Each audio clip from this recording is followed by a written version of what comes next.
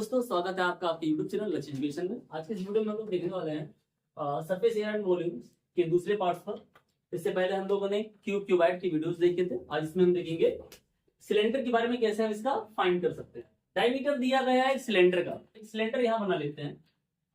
ये आपका एक सिलेंडर है और इस सिलेंडर में जो डायमीटर मतलब यहाँ पूरा ये पूरा पार्ट जो दिया गया है ना, एक दोनों सरफेस, अगर एक राइट साइड से लेफ्ट साइड से पूरा अगर हम मेजर करके देखते हैं सरफेस का, तो यहाँ पर डायमीटर कहलाता है, जो कि कितना होगा 28 सेंटीमीटर। क्योंकि ये कर्व्ड सरफेस एरिया होता है, तो एक सिरे से दूसरे सिरे पर रख करके हम स्ट्रेट लाइन अगर चेक कर देखते हैं तो वो 28 सेंटीमीटर होता है। तो यहाँ से डी दिया गया है और डी से हम लोग कन्वर्ट करके आर निकालते हैं, तो आर कितना आ जाएगा 28 का हाफ। क्योंकि रेडियस जो होता है, रेडियस वो डायमीटर का आधा होता है। जितना भी डायमीटर होगा उसका आधा रेडियस हो जाएगा। हमको मिल गया 14 सेंटीमीटर। यहाँ पर दिया गया है उसका हाइट, ये जो टोटल हाइट दी गई है ना, ये 40 सेंटीमीटर है। इस सिलेंडर का हाइट 40 सेंटीमीटर दिया गया है। So h is equal to 40 centimetre. हमें अब क्या फाइंड करना है, क्या निकालना है? Find the curved surface area. CS से आपको निकालना है। इसके बाद में TS से टोटल सरफेस एरिया, और फिर फाइंड करना हमको वॉल्यूम। ये इतनी बातें हमको निकालनी है। तो अगर CS से देखा जाए कर्व्ड सरफेस एरिया, तो कर्व्ड सरफेस एरिया मींस क्या? ये जो दीवारें हैं ना, एक हाइट बनाया गया है लाइक सिलेंड्रिकल, ये जो दीवार है ना, इसका सिर्फ इसके एरिया को ही फाइंड करना है। इसके एरिया को फाइंड करने के लिए हमें पता है क्या काम करते हैं, 2 पाई आर एच।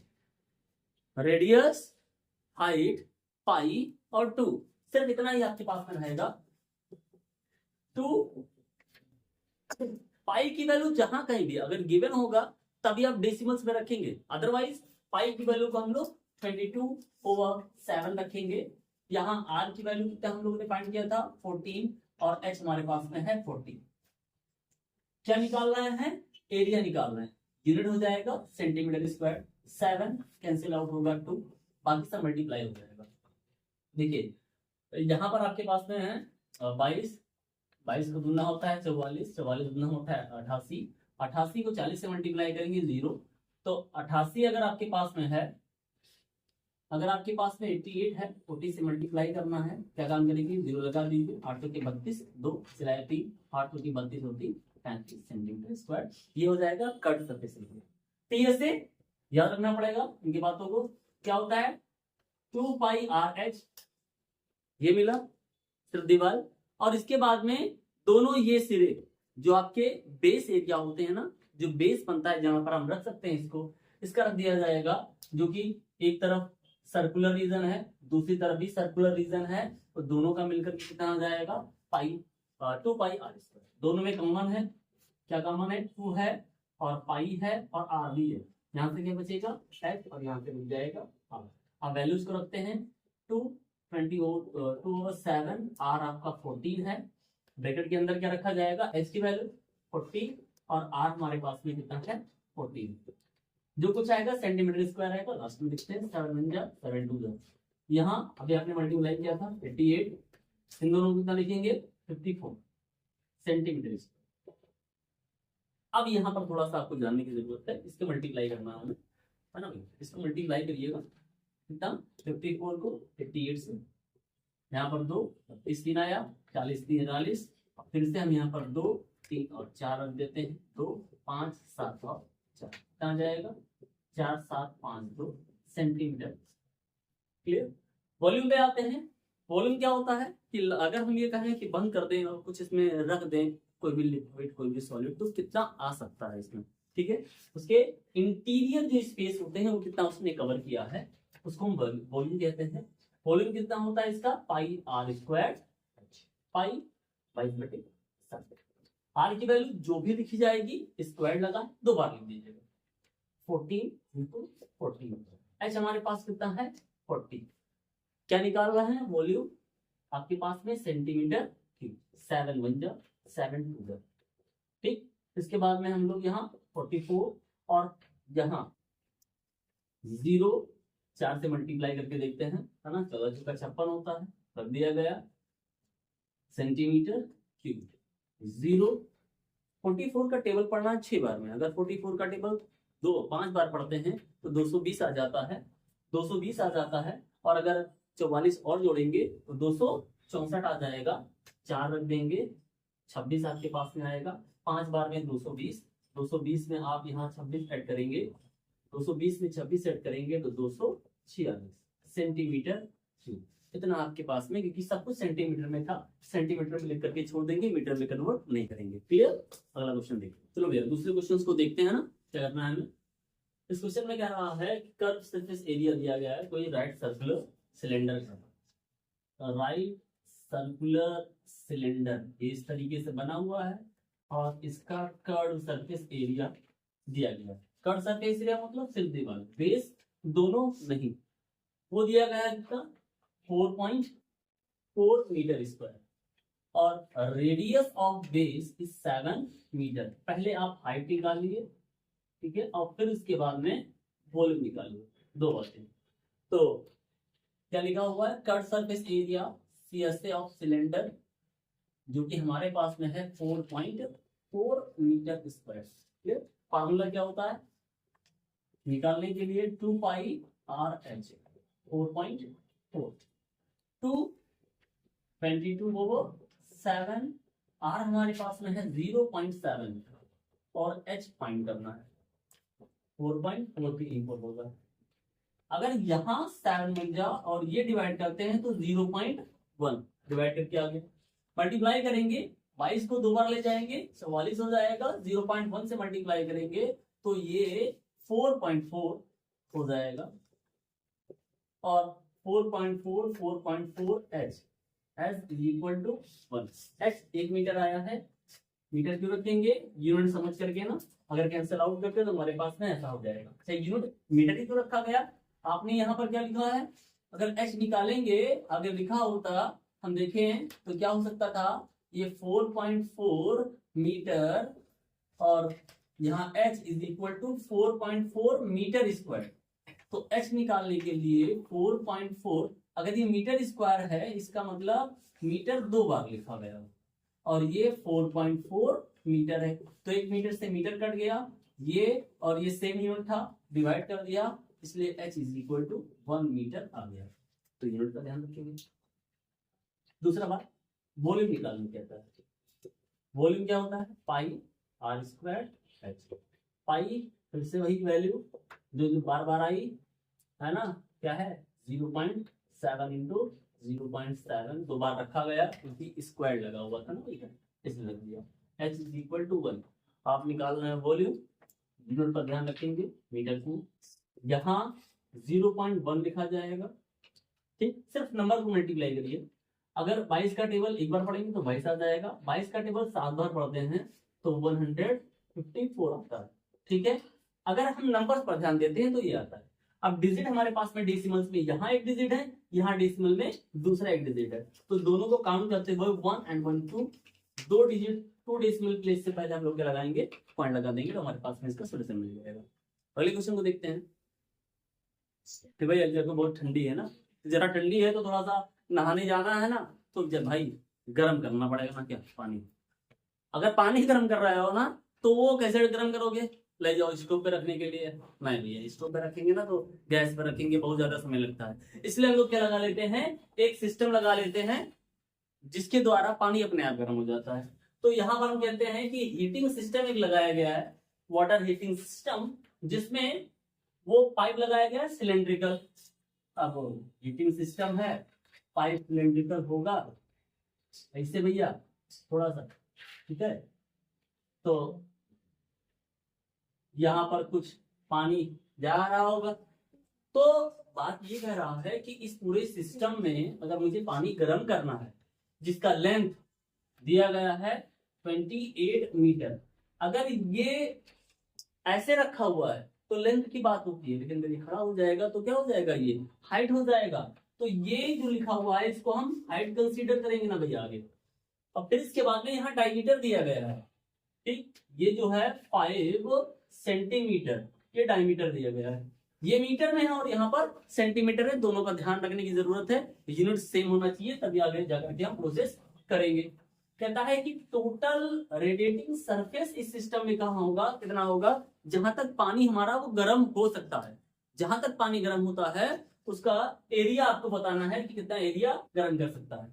यहाँ पर देखिएगा आपके पास में डी दिया गया है, डायमीटर है 5 सेंटीमीटर, तो आर निकल के आएगा 5/2 सेंटीमीटर।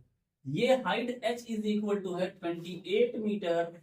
अगर हम 28 को 100 से मल्टीप्लाई करते हैं सेंटीमीटर में कन्वर्ट करने के लिए, तो 2800 सेंटीमीटर आ जाएगा इसका लेंथ पूरा। ठीक, अब हमें कह रहा है कि रेडियस सिस्टम, अगर इस पूरे में हमें पानी गर्म करना है, क्या लेंगे इसमें, TSA CSA क्या रखा जाएगा, पानी गर्म करना है ना, तो पानी गर्म करने के लिए हमारे पास में जो सरफेस है वो सिर्फ सरफेस की बात करते हैं, तो सरफेस कितना निकल के आएगा, तो रिक्वायर्ड एरिया क्या हो जाएगा, ये रिक्वायर्ड एरिया जो होगा वो CSA ऑफ सिलेंडर का रखा जाएगा।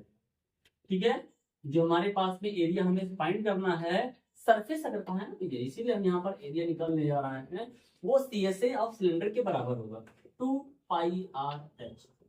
2 हो जाएगा, पाई की वैल्यू आ जाएगी, आर की वैल्यू हमारे पास में दिया गया है कितना 5/2, और h हमारे पास में दिया गया है 2800। एरिया निकालते हैं तो सेंटीमीटर स्क्वायर हो जाएगा। देखिए भैया 7 1 जा 7 4 जा 00 है, पीछे लगा देंगे, ये 2 और ये 2 कैंसिल आउट हो जाएगा। क्लियर है, पहले इनको मल्टीप्लाई कर लेते हैं भैया, 5 दूनी 10, 0 1 आ गया, 5 दूनी 10, देखो भैया 110 आ गया, और यहाँ हमारे पास में 400 सेंटीमीटर स्क्वायर। 2 0 यहाँ पर, 1 0 यहाँ पर, तीनों 0 पीछे लिख दीजिए। अब भैया 11 का टेबल पढ़ेंगे, 4 बार में कितना आ जाएगा, 44,000 सेंटीमीटर स्क्वायर। क्लियर, अगले क्वेश्चन में देखते हैं, अगले क्वेश्चन की तरफ चलते हैं आज की वीडियो में। क्या लिखा हुआ, the ratio between the curved surface area and the total surface area. Ratio दिया गया है किसके बीच में, पहला CSA और TSA के बीच में जो रेशियो दिया गया है वो 1:2 और है किसका, सिलेंडर का।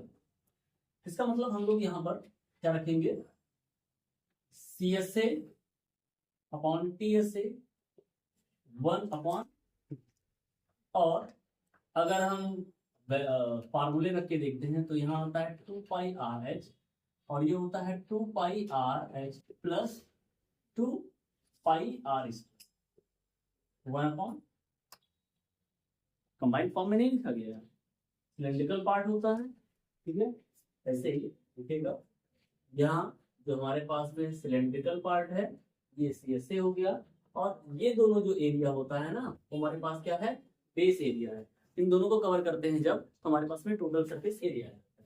क्रॉस मल्टीप्लाई करेंगे कितना आ जाएगा यहाँ पर। ऐसे एक बात और देखिएगा, पहले हमारे पास में कुछ वैल्यूज भी दी गई है,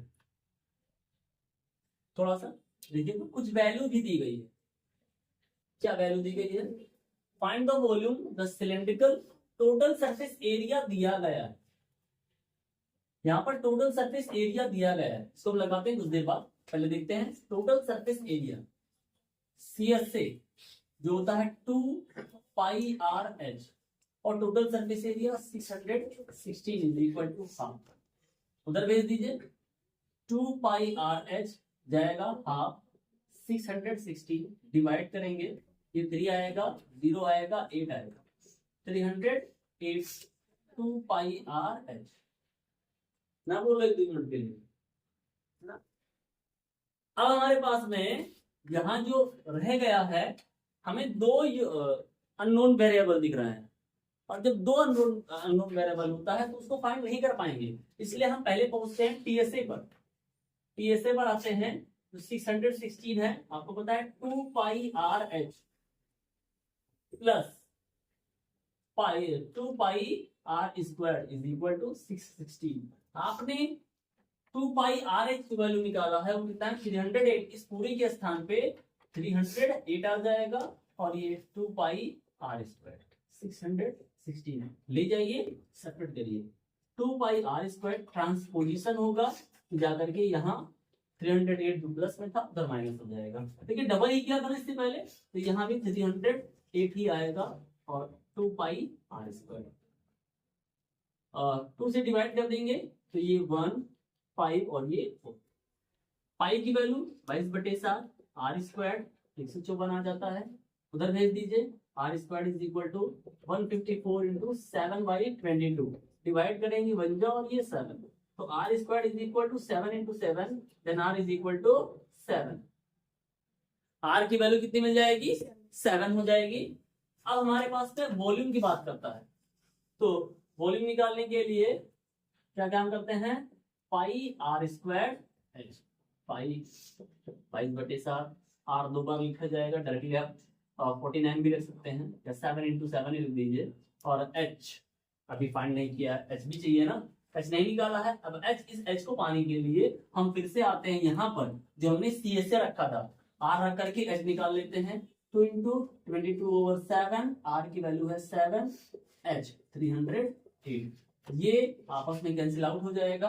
then H is equal to 308/22 into 2, ये बन जा कितना होगा? 154। आपने पहले कहीं डिवाइड किया था ना, यहाँ पे, यहाँ 1 यहाँ 7, एच भी कितना आ जाता है?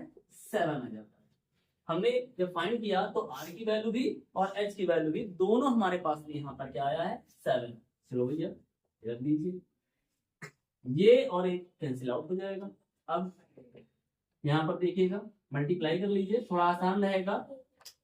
4 1 4 और 15 7, फिर से 7 से मल्टीप्लाई कर दीजिए, 8 आपके पास में 2 आ जाएगा, यहाँ 35 और 2 37 आपके पास 3 आएगा। एक बार करेंगे तो 7 आ जाएगा, आपने 3 रखा था 10 हो जाएगा, तो सेंटीमीटर क्यूब। इस तरीके से इसका हम वैल्यू फाइंड कर लेंगे।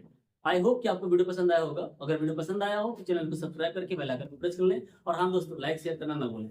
मिलते हैं अगली वीडियो में, बाय।